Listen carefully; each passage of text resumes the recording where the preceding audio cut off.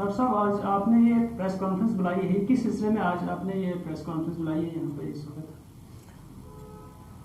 ये press conference हमने आज बुलाई थी कि प्रेस को हम ब्रीफिंग देखें इन जनरल कि हमारी पार्टी का जो अपनी पार्टी का एजेंडा जो है तो ये कैसे है, क्या है, इसमें क्या क्या रखना है, वो उसलिए बुलाई थी। तो हमारी अपनी पार्टी को इस वक्त हो गए 18 महीने टोटल इसमें आए हुए सियासत में, और मेन एजेंडा इसमें था हमारा कि हमें पहले तो यहाँ पर पीपल्स रिप्रेजेंटेशन होनी चाहिए, मतलब इलेक्शंस, और उसके बाद जो है स्टेटहुड की वो होनी चाहिए वापसी। और दो मुद्दे और थे इसमें, एक तो अनएम्प्लॉयमेंट का मुद्दा था जो इस वक्त बर्निंग इशू है पूरी यूटी में, जिसमें कि अनएम्प्लॉयड यूथ जो है ओवर एज हो रहा है और उनके लिए कोई रोज़गार का वो जो है इसमें नहीं है। और जहाँ तक इसमें बर्निंग इश्यूज कुछ हैं यहाँ हमारे चिनाब वैली के खासकर, और आम तो पूरी यूटी में बर्निंग इश्यूज हमारे पावर का प्रॉब्लम है, जम्मू में भी है, कश्मीर में भी है, जहाँ ये हमारे चिनाब वैली में ड्रिंकिंग वाटर की प्रॉब्लम है इसमें। और ये जो नरेगा का था हमारा एक जो 100 डेज़ का था वो भी एक इशू है। इसी तरह से हमारे जो यहाँ हमारे विलेजेस जो थे इसमें जिसमें पावर प्रोजेक्ट हमारे बने हैं रिवर चिनाब पर, इसमें MOU साइन हुआ था कि जो लोग इसमें हिट हुए हैं जिनकी ज़मीनें इसमें आ गई हैं तो इनको हमने फ्री पावर देनी थी, लेकिन वैसा कुछ अभी तक नहीं हुआ है। और जो इनकम जनरेटिंग यूनिट्स थे यहाँ पर इसमें भी कोई ख़ास पेशरफ्त नहीं हुई, चाहे वो खादी विलेज की तरफ से हो या MSME की तरफ से हो। 5 लाख रुपए का लोन जो फ्री देना था तो इसमें कोई ख़ास पेशरफ्त नहीं है। तो और कुछ वादे जो हैं बहुत पहले थे, यूटी गवर्नमेंट से पहले हुए थे। यहाँ पर वुमेन कॉलेज डोडा का, वुमेन कॉलेज डोडा का चीफ मिनिस्टर तब थे गुलाम नबी आज़ाद साहब। वुमेन कॉलेज डोडा का कुछ भी यहाँ पर इस वक्त तक वो शुरू नहीं हुआ, वुमेन कॉलेज डोडा। और एक था इसमें उन्होंने स्टेडियम में ही ऐलान किया था गंडोला प्रोजेक्ट, जो कि स्टेडियम से जाना था लाल दरमन वाया बिजारनी, वो भी अभी कागजों में बंद पड़ा है और DC ऑफिस में ये सब फाइलें पड़ी है। तो इसी तरह से इसमें एक था वाटर ट्रांसपोर्ट का। वाटर ट्रांसपोर्ट जब कि ये बगलियार प्रोजेक्ट बना तो पानी जो है स्टेशनरी हो गया, तो हमने इनमें बताया कि ये वाटर ट्रांसपोर्ट यहाँ से शुरू करो अप टू रामबन। तो इसमें सर्वे भी हो चुकी थी, सब कुछ हो चुका था, लेकिन वाटर ट्रांसपोर्ट जो है अभी तक इसमें दिल्ली से भी सभी, इवन कि पवन कोतवाल साहब ने भी इसमें काफ़ी वो एज डिविजनल कमिश्नर हम वो की थी, पेशरफ्त की थी, मॉनिटर किया था, और यहाँ की इसकी चनाब की वेलोसिटी को देखे हुए तो उन्होंने उस वक्त जो है रिकमेंडेशन हुई थी कि 2 वेसल इसमें चल सकते हैं डोडा से रामबन तक, ताकि अगर हमारी जो आम रोड है इस वक्त नेशनल हाईवे जो है अगर किसी वक्त भी बंद हो सकती है, या ये इसमें जो गाड़ियां हैं, सामान है, सब्जी है, बाकी चीज़ें हैं, वो आ जा सकते हैं। लेकिन इनका भी ये भी DC साहब के पास फाइल पड़ी, इसमें भी कुछ अभी तक नहीं हुआ है। और सबसे जो हम देख रहे हैं इसमें कुछ स्कीमें हैं वाटर सप्लाई स्कीमें, जिनका मैं खास तौर 2-1 का नाम दे दूँगा। वाटर सप्लाई स्कीम मंदरेला से लेकर कोटी तक है, ये पिछले 12 साल से जो उन्होंने दिखाई है कागजों में ये बनी हुई है। 1.5 करोड़ रुपये इस पर खर्चा आया है और 5 लाख रुपए इसमें एडिशनल ग्रांट भी मांगी गई है और कुछ रिपेयर भी हुई। लेकिन मेरा ये डिस्ट्रिक्ट एडमिनिस्ट्रेशन से कहना है, अगर ये बन चुकी थी तो इसका तो एक भी पाइप नज़र नहीं आती है कहीं पर भी। इसमें तो फौरी तौर पर इन्वेस्टिगेशन करने की ज़रूरत है, क्योंकि इसमें 160 घर से ज़्यादा जुड़े हुए हैं इसमें ये जो वाटर सप्लाई स्कीम है।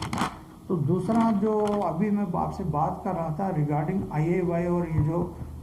रूरल सैनिटेशन का मसला है, रूरल सैनिटेशन और IAY में जो है लोगों ने मकान बनाए, उनकी पेमेंट अभी तक नहीं हुई है, अभी तक भी नहीं हुई है। वजह यही बता रहे हैं ब्लॉक वाले की इसकी साइट बंद हो चुकी है, और इसी तरह से रूरल सैनिटेशन से भी टॉयलेट्स बनी है, वो जो बाथरूम बनने थे उनमें भी पेमेंट्स नहीं हुए हैं। नरेगा में एक एक्ट है वो 100 दिन का रोज़गार, लेकिन अभी मैंने कुछ लोगों से बात की रूरल डेवलपमेंट से, उन्होंने कहा कि ये 100 दिन का रोज़गार भी पैसा आता है,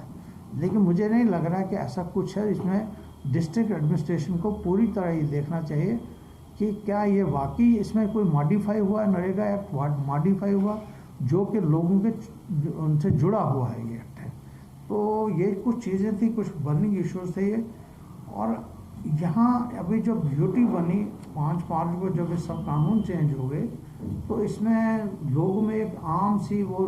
बात चली गई कि यहाँ की ज़मीन, यहाँ का यूथ, इनको अब नौकरी नहीं मिलेगी, इनको अब जो है ज़मीनें इनकी ले जाएंगी। लेकिन हमारी पार्टी, अपनी पार्टी ने ये मोहतरम इसके साथ ऑनरेबल मोदी के साथ, प्राइम मिनिस्टर के साथ ये आश्वासन उन्होंने दिया कि ऐसा कुछ नहीं होगा, यहाँ की कोई ज़मीन कोई नहीं लेगा, ना किसी की नौकरी यहाँ से दूसरे किसी जगह को जाएगी। तो ये चीज़ें थी कुछ जो हमारी पार्टी ने पेश रख की। अब इसमें जब सब लोग जो है, जो पिछली हुकूमत में आपने देखा सभी लोग जेलों में थे, इसमें हमारी पार्टी को दावत दी गई आप सामने आ जाओ और हमें कुछ हल बताओ। हमारी पार्टी गई दिल्ली, उसमें उनने बात की, दिल्ली की जो अथॉरिटीज़ थी, चाहे वो MHA था, प्राइम मिनिस्टर या दूसरे लोग थे, उनने इनको आश्वासन दिया कि हम स्टेटहुड को वापस कर देंगे, लेकिन हम पहले चाहते हैं कि वहाँ लोकल एडमिनिस्ट्रेशन, वहाँ जो लोकल पीपल्स की हुकूमत है, मतलब लोकल लोग जो है इलेक्शन में पार्टिसिपेट करें। कुछ पार्टी में उसने ना कर दी, कुछ पार्टी में हाँ कर दी। हमारी अपनी पार्टी ने यह कहा ठीक है, हम उससे ठीक हैं कि भाई पहले आप इलेक्शन करो फिर स्टेटहुड दे दो। अब इसमें बीच में मुद्दा आया एक कि डिलिमिटेशन कमीशन, इसमें कितनी सीटें, मतलब कुछ आबादी के लिहाज से, कुछ रकबे के लिहाज से, तो डिलिमिटेशन रिपोर्ट का भी इंतज़ार है। डिलिमिटेशन रिपोर्ट जो है कुछ ही दिनों में आ रही है, उसमें शायद कुछ इजाफा हो जाएगा, कुछ असेंबली कॉन्स्टिट्यूंसी या MP कॉन्स्टिट्यूंसी में कुछ इजाफा हो सकता है, वो अभी अवेटेड है। उसके बाद ही जो है इलेक्शन का ऐलान जो हो सकता है, और हो सकता है कि अगले 1 आध साल में जो है ये डिलिमिटेशन का जो है ये मुद्दा जो पूरा हो जाएगा, फिर जो है पब्लिक रिप्रेजेंटेटिव जो है जिनको आम लोगों को जहाँ तक रसाई है, क्योंकि इस वक्त अगर आप जाएंगे ब्यूरोक्रेट को मिलने के लिए, ब्यूरोक्रेट मिलता है, मीटिंग है वहाँ है यहाँ, और आम लोगों को बहुत दुश्वार मसला हो जाता है। और चिनाब वैली जो है, चिनाब वैली हिल है, हिली एरिया है। हिली एरिया से अगर पार्डर के एक आदमी को हाई कोर्ट जम्मू या हाई कोर्ट श्रीनगर को जाना है तारीख भुगताने के लिए, तो हमने उससे डिमांड की थी कि ये बहुत 6 दिन का सफ़र आने जाने का, हमें एक जो है डिविजनल लेवल, रोटेशन लेवल पर ये जो हाई कोर्ट का एक बेंच जो इस चिनाब वैली में दिया जाए, जो रोटेशन में किश्तवाड़ बैठे या डोडा बैठे। इसी तरह से डिविजनल हेड, डिविजनल कमिश्नर का एक ऑफिस जो है यहाँ पर बैठे, ताकि ये जो रोटेशन में जो जितने काम है डिवीजन, क्योंकि पार्डर, मड़वा और वहाँ के लोग जो हैं वहाँ उतनी दूर पहुँच नहीं सकते हैं, या जम्मू या श्रीनगर। हम कहते थे कि हमें यहाँ पर एक डिमांड थी हमारी शुरू से रही है। अब आप तो जो सर ट्रैफिक का निज़ाम डोडा का है उसके, हाँ, ट्रैफिक का निज़ाम ये एक मैं समझ लूँगा ये तो लोकल एडमिनिस्ट्रेशन और ये म्यूनसिपलिटी के हाथ में था, लेकिन अब इसमें मोटर व्हीकल एक्ट क्लियर कहता है, मैंने अगर गाड़ी खरीदनी है तो मेरे पास अपनी होनी चाहिए, अपनी जो पार्किंग होनी चाहिए। लेकिन मैं खुद भी देख रहा हूँ, मैं 7 दिन से देख रहा हूँ कि डोडा की जो अंदर की आबादी है, इसमें जो है ये रोड पर गाड़ियाँ खड़ी हैं, और इसमें एडमिनिस्ट्रेशन को चाहिए कि जो रोड पर गाड़ी खड़ी उनको उठाकर पेनल्टीज डाल दे,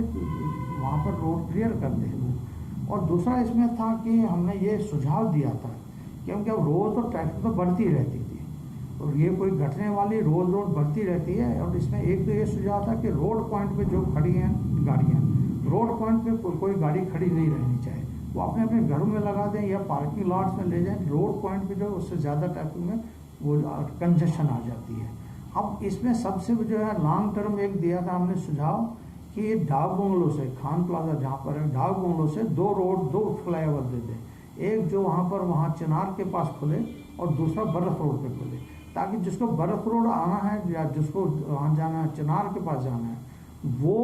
वहाँ से ही उठ के तो चला जाएगा, बीच का ट्रैफिक वो डिस्टर्ब नहीं करेगा। तो ये हमने उस वक्त भी इनकी नोटिस में लाया था, चीफ मिनिस्टर के नोटिस में, गुलाम नबी आज़ाद साहब के नोटिस। 2 फ्लाईओवर यहाँ बहुत ज़रूरी है। और ये गंडोला प्रोजेक्ट एक उन्होंने उस वक्त भी कहा था, शायद मैंने पहले बताया आपको, गंडोला प्रोजेक्ट जो है हमारा ये हुआ है सैंक्शन, वहाँ से stadium to Lal Daman to bizarre, लेकिन यहाँ पर टूरिज्म डेवलपमेंट अथॉरिटी जो है सैंक्शन नहीं है।